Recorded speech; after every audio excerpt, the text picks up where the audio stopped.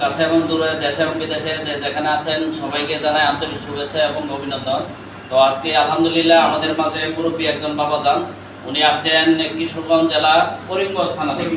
তো উনি দীর্ঘদিন যাবৎ একটি দুর্ঘটনার কারণে, অ্যাক্সিডেন্ট হওয়ার কারণে আমাদের বাংলাদেশ পঙ্গু হাসপাতাল এবং কিশোরগঞ্জ ময়মনসিংহ বিভিন্ন হসপিটালে উনি চিকিৎসা করার পরে আজকে সুফল তেমন পায়নি।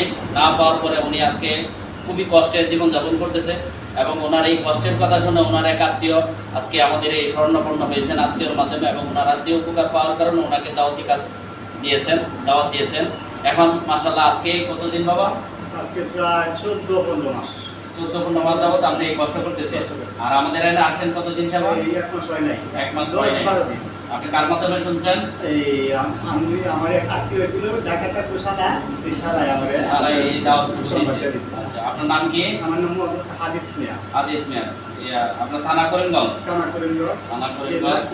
তো বাজানের আমরা পায়টা দেখাই, দেখেন এই যে দেখেন, এই যে এই জায়গাটা টোটালি অপারেশন করা হয়েছে, ঠিক না? অপারেশন করে লট ঢুকানো হয়েছে। লট ঢুকানোর পরে এই পাটা অনেকটা ফুলে গেছিল, অনেকটা ফোলা ছিল, ঠিক না?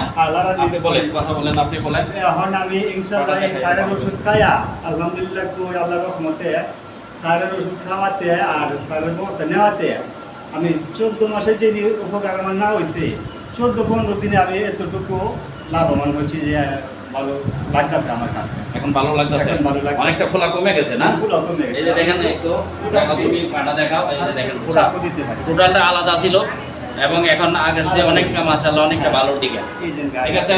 তো দেশবাসীর কাছে দোয়া চাই এই বাজানে যেন সামনে টিকা লাঠি ছাড়া আসতে পারে এবং লাঠি ছাড়া চলাফেরা করতে পারে, এই ব্যবস্থা যাতে হয়। এবং দয়াল মুর্শিদ এবং আল্লাহর রহমতে যদি উনি সুস্থ হয়, তো আমরা দেশবাসী সবার মাধ্যমে আমরা একটা আলোড়ন সৃষ্টি করতে পারবো ইনশাল্লাহ। তো ভালো থাকবেন, সুস্থ থাকবেন, আল্লাহ হাফেজ।